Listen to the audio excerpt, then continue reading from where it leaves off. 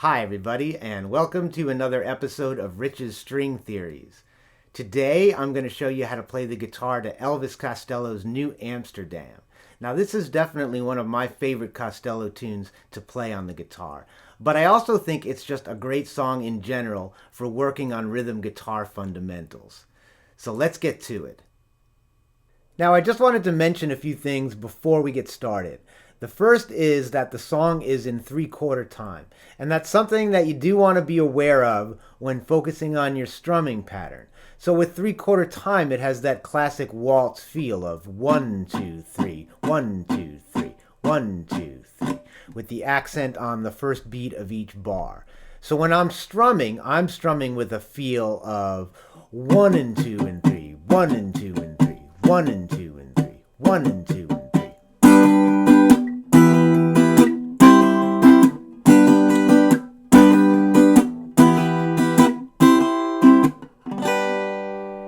And if you want, you can simplify that and strum something more like 1, 2, and 3, 1, 2, and 3, 1, 2, and 3, 1, 2, and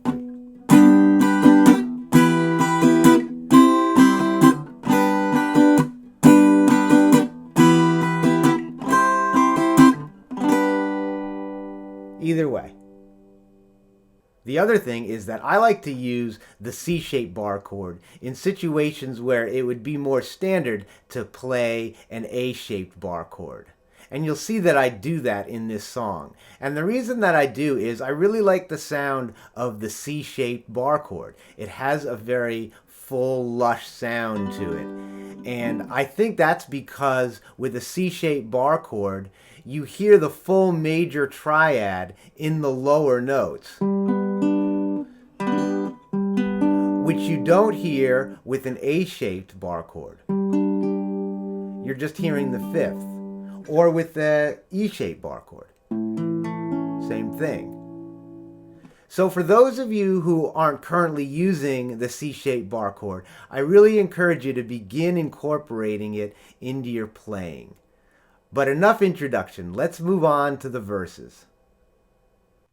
Alright, so the verse is comprised of two alternating chord changes. The first goes from G to E minor, C, back to G. The second goes from G, E minor, F, D. And that gets repeated once in each verse. Now, throughout most of the song, each chord is played for one full bar.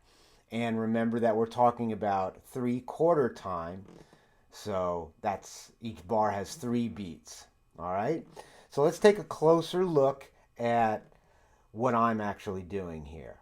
And as I mentioned, I'm using the C-shaped bar chord for my G chord and my F chord. So take a closer look here. To do that, you're barring the 7th fret, and then your pinky goes on the 10th fret on the A string. Your ring finger goes on the 9th fret on the D string, and then your middle finger goes on the 8th fret on the B string. And that's the G. Then for the E minor, that's just your standard E minor bar chord shape, the A minor shape played off of the 7th fret. The C is just a standard C major bar chord played off the 8th fret. And I usually, most times when I'm playing that E-shaped bar chord, I'm not barring the full fret. I'm usually doing something like that. All right?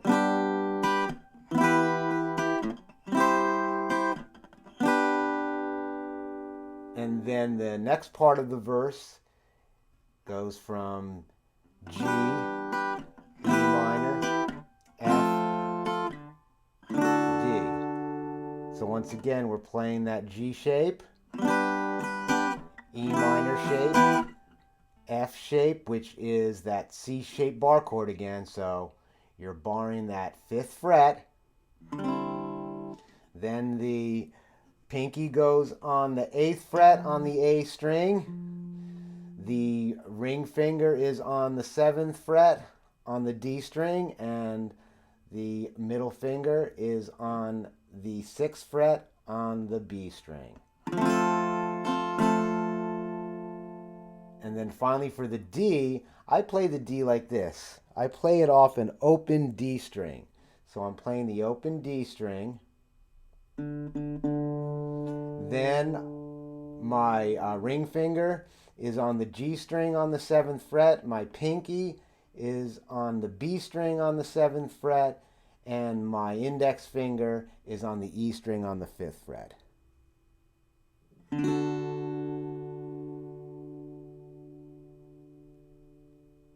All right, so let's put that all together and run through the verse. Down on the main street, listen to the tick-tock, clock all the faces that moving on your block. Twice shy and outside, because you've been bitten. Everything you say now sounds like it was ghostwritten. All right, on to the chorus. Now the chorus is simply G, B flat, A minor, G. And that gets repeated 3 times. And just like in the verses, each chord is played for 1 bar. And remember, we are strumming 8th notes in 3/4 time. So that feel 1 and 2 and 3, 1 and 2 and 3, 1 and 2 and 3, 1 and 2 and 3.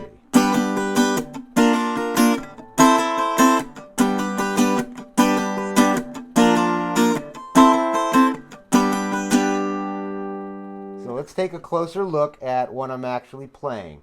The G is that same C-shaped bar chord played off the 7th fret. The B flat is just a standard B flat bar chord played off the 6th fret, and once again, I don't bar the entire fret, I play it like that. Now the A minor is a little more of an unusual voicing. It's actually based off of a D minor bar chord shape, which normally would be played like this. But what we're doing here is we're playing it as an inversion, and we're leading with the minor third, with the C. That's the C right there on the 10th fret on the D string. So you play this A minor like so.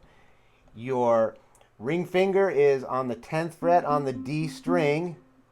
Your middle finger is on the 9th fret on the G string. Your pinky is on the 10th fret on the B string. And your index finger is on the 8th fret on the E string. And I actually don't even sound that open A string, so just like that, just playing those 4 strings.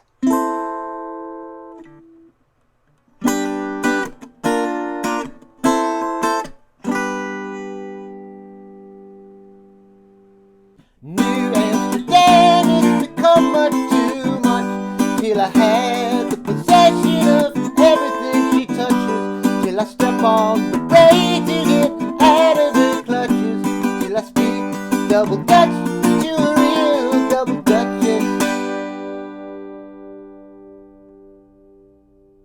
All right, now the final piece to the puzzle is the middle 8, or the middle 11 in this case, and that goes from E, A, E, A minor, D.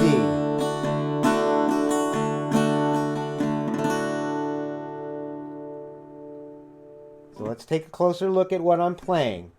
The E chord is once again just that C bar shape, played off the 4th fret, so you're barring the 4th fret with your index finger. Then your pinky goes on the A string on the 7th fret. Your ring finger goes on the D string on the 6th fret. And your middle finger goes on the B string on the 5th fret.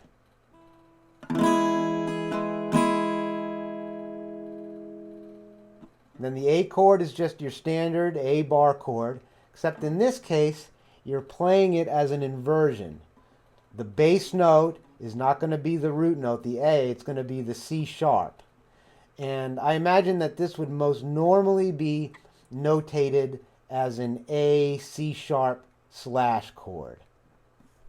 So it goes like that, and the way I'm playing it is index finger is on the 4th fret on the A string, then your pinky is on the D string, 7th fret, your ring finger is on the G string, 6th fret, and your middle finger is on the B string on the 5th fret, and then you can play the open E on top.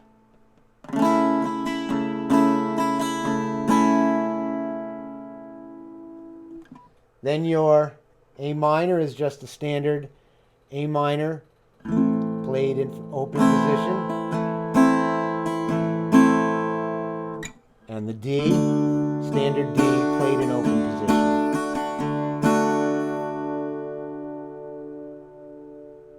Now, one alternate way you can play that final D in the bridge is to incorporate the descending bass line that you hear while that chord is being played. And that goes from D to C to B to A. And that's the open D string, A string 3rd fret, A string 2nd fret, open A.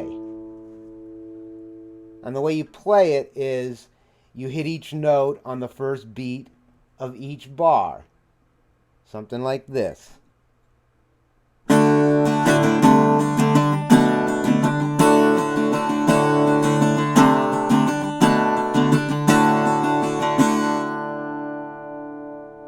All right, so let's run through the whole bridge section one time. Back in London, they'll take you to heart after a little while. Look right at home, I still feel like an exile.